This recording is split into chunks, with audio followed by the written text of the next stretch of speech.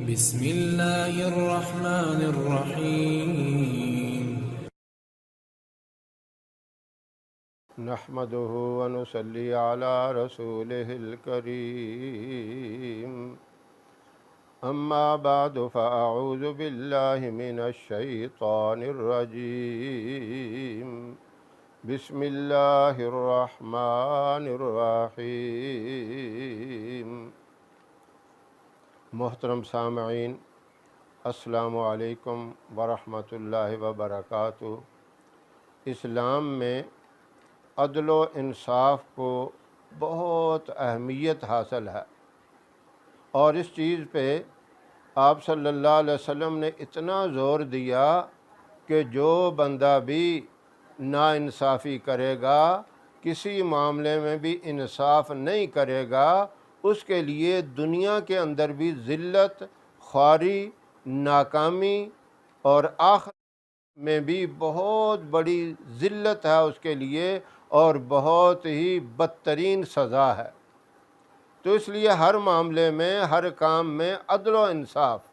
اگر کسی کی 2 شادیاں ہیں، 3 ہیں یا 4 ہیں، ان میں عدل و انصاف نہیں کر سکتا تو اتنی شادیاں کرنے کی ضرورت ہی نہیں۔ 1 سے زائد شادی تب کرے جب ان میں برابر سلوک کر سکے، عدل و انصاف ان میں قائم کر سکے۔ اسی طرح اگر کسی کام میں تمہیں جج اور فیصل مقرر کر دیا جائے تو اس میں عدل و انصاف سے فیصلہ کرو، شریعت کے احکام کے مطابق فیصلہ کرو۔ اور کسی بھی پنچایت میں، کسی معاملے میں تمہیں معتبر سمجھا جائے، تمہارے سپرد عدل و انصاف کا کوئی کام لگا دیا جائے، اس میں بے انصافی نہیں کرو، اس میں قرابت داری کا لحاظ نہیں کرو، اس میں اپنی رشتہ داری اور بھائیوں کا لحاظ نہیں کرو، بلکہ اس چیز کو ترجیح دو جس کا اسلام نے حکم دیا۔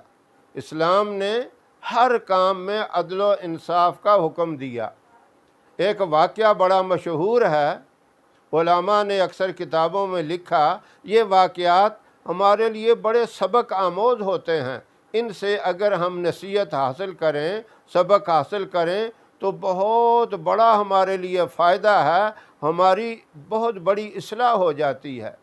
ایک بزرگ آدمی تھے، بوڑھے آدمی تھے، ان کے 3 بیٹے تھے۔ انہوں نے اپنے تینوں بیٹوں کو بلایا اور اپنی تمام نقدی، اپنی جائیداد عدل و انصاف کے ساتھ برابر ان تینوں میں تقسیم کر دی، اور ایک قیمتی ہیرا دکھا کر یہ کہا کہ تم میں سے جو نیکی کا کام سب سے اچھا کرے گا، سب سے بہتر نیکی کا کام کرے گا، یہ ہیرا اس کو دیا جائے گا۔ چند دنوں کے بعد ایک بیٹا حاضر ہوا، آ کے کہنے لگا، ابا جان وہ مجھے ہیرا دے دیجئے۔ وہ بزرگ پوچھنے لگے، والد نے پوچھا، بیٹا کس نیکی کے عوض ہیرا مجھ سے طلب کر رہے ہو؟ اس نے کہا کہ ایک آدمی نے میرے پاس 5000 روپے امانت کے طور پہ رکھے تھے، کوئی گواہ نہیں تھا، کوئی ثبوت اس کے پاس نہیں تھا، اور کچھ دنوں کے بعد وہ آ کے طلب کرنے لگا، میں نے اس کی امانت واپس کر دی۔ حالانکہ میں اگر امانت واپس نہ کرتا، اس کو میں کہتا کوئی گواہ لاؤ، کوئی ثبوت لاؤ، اس کے پاس کچھ بھی نہیں تھا۔ میں نے اللہ سے ڈرتے ہوئے اس کی امانت اسی طرح اس کو صحیح سلامت واپس کر دی۔ باپ نے مسکرا کے کہا، بیٹا یہ کوئی اتنا بڑا کام نہیں ہے، صرف یہ ہے کہ تم ایک گناہ سے بچ گئے ہو۔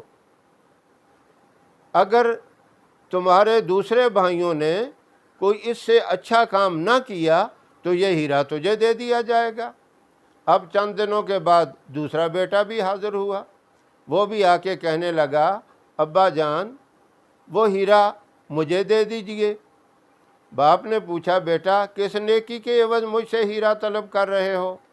بیٹا کہنے لگا، ابا جان ایک دریا کے اوپر پل تھا، اس کے اوپر لوگ جمع تھے، ایک جوان دریا میں گر گیا، اس کا پاؤں پھسلا اور دریا میں گر گیا۔ اس کے ماں باپ بھی تھے، بہت لوگ کھڑے تھے، کسی کی ہمت نہ ہوئی، کسی کی اتنی جرأت نہ ہوئی کہ اس کو نکال سکے۔ میں نے اپنی جان کو ہتھیلی پہ رکھ کے میں نے دریا میں چھلانگ لگائی اور اس کو صحیح سلامت میں نے باہر نکال کر ان کے والدین کے سپرد کر دیا۔ اس سے بڑی بھی کوئی اور نیکی ہو سکتی ہے؟ میں نے اپنی جان کو خطرے میں ڈال کے اتنا بڑا کام کیا۔ باپ نے کہا بیٹا یہ ایک انسانی ہمدردی کا بہت اچھا کام ہے، ٹھیک ہے آپ نے اچھا کام کیا، لیکن اگر تمہارے تیسرے بھائی نے اس سے اچھا کوئی کام نہ کیا، یہ ہیرا تجھے دے دیا جائے گا، اس کے تم مستحق ہو۔ پھر اب چند دنوں کے بعد تیسرا بیٹا بھی حاضر ہوتا ہے۔ اس نے ہیرا تو نہ طلب کیا، لیکن اپنی کارکردگی سنانے لگ گیا، کہنے لگا میرا ایک جانی دشمن تھا، وہ شراب کے نشے میں ایک غار کے منہ میں پڑا ہوا تھا۔ وہ غار اتنی بلندی پہ تھا، اگر وہ معمولی سی کروٹ لیتا، نیچے اتنی گہری کھائی تھی، اس میں گر کر وہ جاں بحق ہو جاتا، اس کی ہڈی پسلی برابر ہو جاتی۔ میں نے سب سے پہلے اپنے چہرے کو چھپایا اور اس کو اپنے کندھوں پہ اٹھایا، اور رات کی تاریکی میں نے اس کو اس کے گھر میں لا کے چھوڑ دیا۔ اس لیے میں نے منہ کو چھپا لیا کہ یہ مجھے دیکھ کر شرمندہ نہ ہو، اور میں اس کو گھر میں چھوڑ کر بڑی تیزی سے واپس آ گیا۔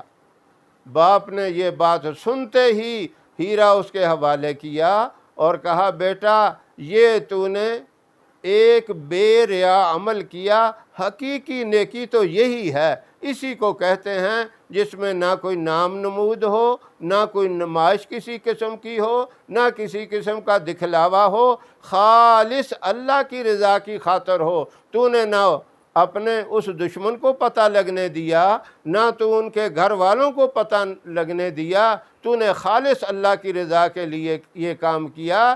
یہ ہے حقیقی نیکی۔ اللہ رب العزت ہم سب کو اس طرح کے نیکی کے کام کرنے کی توفیق عطا فرمائے جو خالصتاً اللہ کی رضا کے لیے ہوں۔ اللہ ہم سب کو عمل کی توفیق عطا فرمائے۔ وآخر دعوانا ان الحمد للہ رب العالمین۔